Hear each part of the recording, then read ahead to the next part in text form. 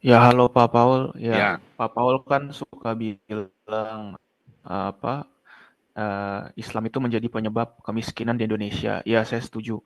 Cuman ada negara-negara Kristen lainnya juga saya lihatnya kok susah seperti Filipina, Meksiko, Kolombia yang seperti itu, Pak. Gitu. Apakah mereka menyembah berhala juga atau bagaimana jadi seperti kayak begitu terkutuk lah menurut apa dengan bahasa Pak Paul tadi.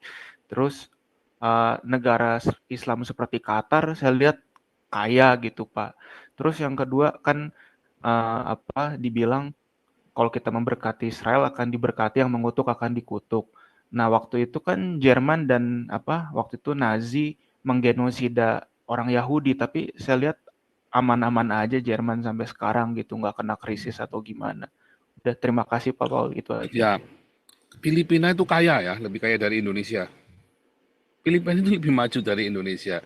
Kamu lihat tenaga kerja di seluruh dunia, di Asia Tenggara ya, sorry Asia Tenggara, yang diterima di seluruh dunia. Nomor satu Singapura, nomor kedua Filipina, nomor tiga Malaysia, baru Indonesia.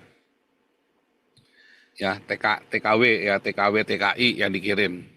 Di Israel ya, rata-rata di sana banyak orang Filipina ya.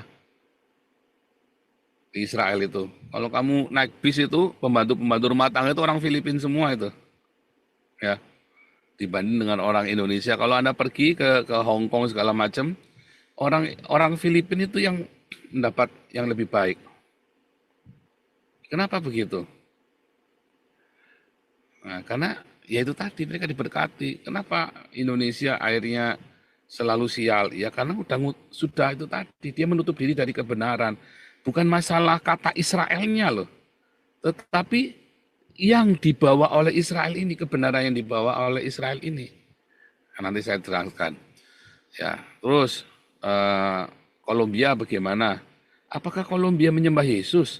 Belum tentu, itu ada sekte-sekte loh. Bagaimana dengan Meksiko? Meksiko kaya loh. Siapa bilang Meksiko miskin? Ya, lebih lebih lebih maju dari Indonesia. Coba dibanding Amerika yang jelek, ya sama saja nih. Misalnya, ya kamu gajiannya sebulan 50 juta, banyak nggak? Banyak. Gaji sebulan 50 juta. Kamu rumahnya di sebelahnya, rumahnya Lim Siu Leong. Ya kamu kelihatan miskin sekali. Gitu loh. Ya. Tapi coba kalau kamu gajiannya 50 juta di tengah-tengah, ya hidupnya kamu di tengah-tengah pemukiman kumuh itu, di Tanjung Priok. Ya kamu kelihatan gede, maglung-maglung, kaya raya. Nah itu sama Meksiko tuh kelihatan miskin kan sebelahnya Amerika. Jadi jeglek langsung, ya, jeglek stres. Itu loh, masakan negara tetanggamu sangat amat sangat kaya raya. Indonesia nggak kelihatan miskin karena sebelahnya Malaysia, sebelahnya Filipina, ya sebelahnya Singapura, kota kecil Singapura aja udah kelihatan kaya banget coba. 1 dolar Singapura sudah 10.000 lebih, udah berapa? Udah 13.000 kalau nggak salah ya. Banyak loh.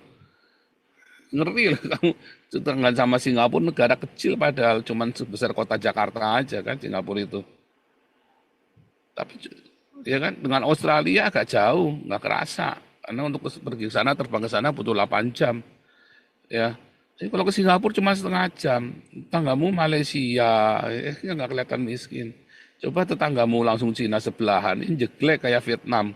Vietnam lebih maju dari Indonesia, tapi tetanggaan sama Cina, yang jeglek kayak Kamboja. Jeglek langsung. Berasa banget. Itu loh maksudnya. Itu bre. Kalau Qatar bagaimana? Qatar itu yang kaya cuma bangsawannya. Hanya segelintir orang. Qatar itu tanahnya dimiliki hanya segelintir orang. Ya, investornya itu ya orang-orang barat semua. Dubai, Abu Dhabi, itu investornya orang barat semua. Ya, yang kaya hanya segelintir orang. Yang lain jadi pekerja, pakaiannya keren apa sekali, tapi dia kerja di situ. Ya, nah kalau yang nggak ikut di dalam kroninya mereka, ya miskin sekali. Kalau Anda lihat kemiskinan di Dubai amat sangat ya ngeri ya. Ada satu kompleks rumah susun ya yang mereka di dalam rumah susun itu pakainya sekat-sekatnya cuma pakai karton di Dubai itu ya. Anda tidak melihat sisi kelamnya Dubai. Saya pernah ke Dubai, kita pernah city tour juga di Dubai. Ngeri itu saudara ya. Kalau Anda mengerti dalam-dalamnya Dubai, Qatar, itu semua yang tampil di luar itu hanya pesonanya saja. Kalau Anda lihat di Eropa, enggak, yang miskin-miskin ya yang ilegal-ilegal itu yang miskin. Tetangga saya miskin tiap sore ke sini minta makan. Karena dia nyabu segala macam, tapi dia apa namanya ADHD ya sudah kita rawat ya, dia rajin ibadah di tempat kita tiap hari Sabtu ya. Miskin kalau pagi-pagi datang pinjam 10 euro buat naik bis jemput anaknya, ya kita kasih 10 euro. Sebulan mungkin pinjam kita ada 100 euro ada kali. Ya, makan segala macam minta sama kita. Ya nggak tiap hari sih. Itu saudara. Jadi miskin itu kan siapa? Nah, sekarang Jerman ngutukin Israel melakukan genosida, tapi Jerman sudah minta maaf loh. Jerman minta maaf, ya. Saya lupa kanselirnya namanya siapa itu ya yang bikin rekonsiliasi dengan orang Yahudi, lalu dia membayar ganti rugi. Makanya sampai sekarang Jerman membackup Israel 100% dia sama Israel, pro Israel. Itu ya, Bre. Jerman itu sangat pro Israel, makanya diberkati Tuhan. Tetapi pelaku-pelaku yang saat itu melakukan genosida itu, ya habis. Makanya Jerman itu banyak orang cacat, banyak orang cacat dan orang-orang yang ini ya. Wah itu saya ngeliat ya, saya belum pernah. Saya jalan ke Perancis, saya jalan di Belanda, saya jalan di Austria, di Swiss. Tidak pernah saya melihat orang cacat sebanyak di Jerman loh. Ajaib loh.